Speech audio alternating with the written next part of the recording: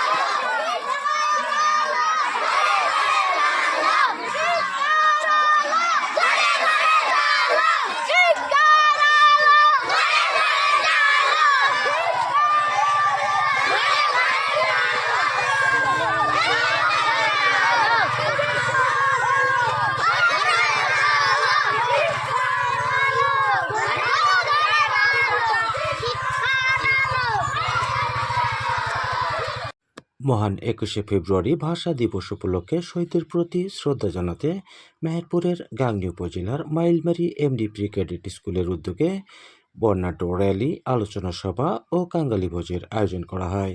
দিবসটি উপলক্ষে সকাল 7:30টার দিকে বিদ্যালয় প্রাঙ্গণ থেকে একটি বর্ণাঢ্য র্যালি বের করে গ্রামের বিভিন্ন গুরুত্বপূর্ণ সড়ক প্রদক্ষিণ করে বিদ্যালয় প্রাঙ্গণে এসে শেষ হয়। পরে সেখানে আলোচনা সভা ও কাঙ্গালি ভোজের আয়োজন করা হয়।